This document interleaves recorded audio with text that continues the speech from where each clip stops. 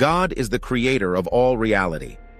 Everything that exists, space, time, energy, matter, and life itself, came into being through him. Because God is the designer, the laws that govern reality are his laws. These include the laws of physics, thermodynamics, health, and morality. They are not arbitrary rules, they are the fixed principles upon which life is constructed to function. Created beings do not have the power to create reality. What we can do, however, is invent systems of rules and label them laws. When those rules are broken, we enforce compliance through threat or punishment. Human legal systems operate this way, but God's law does not. A critical distortion entered Christianity when God's law began to be understood as functioning like human law, an imposed system requiring external punishment for wrongdoing. This shift replaced the New Testament revelation of love and design law with a coercive imperial model. The consequences of this misunderstanding were profound and far-reaching, contributing to spiritual abuse, fear-based religion, and what history remembers as the Dark Ages.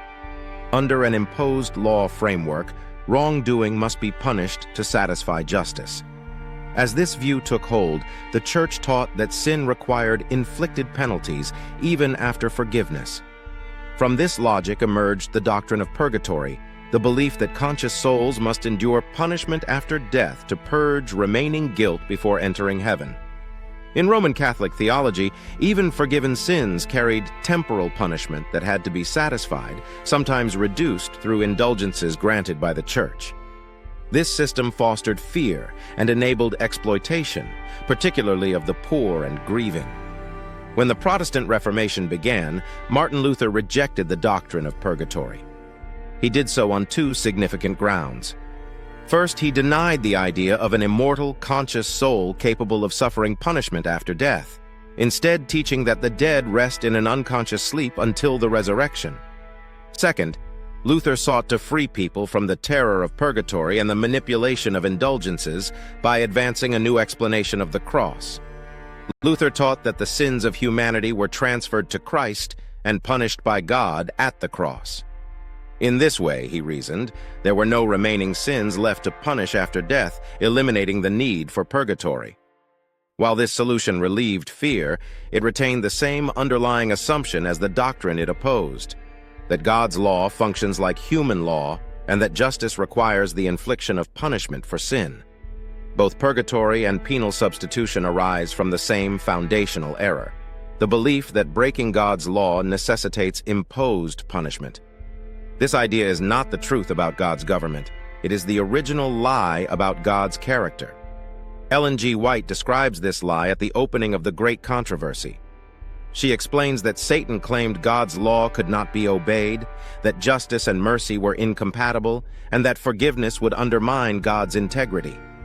According to this false narrative, every sin must be punished, and if God were to forgive without punishment, he would cease to be just.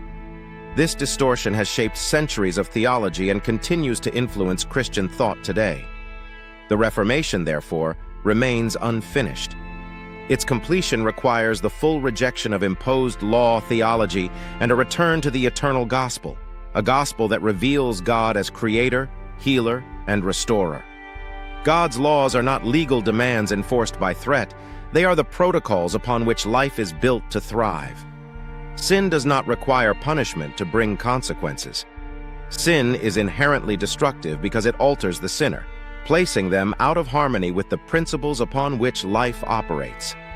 A being who lives contrary to God's design ultimately becomes incompatible with life in God's universe, not because God inflicts death, but because life cannot exist apart from the laws that sustain it. This is why the work of Christ is fundamentally healing and restorative.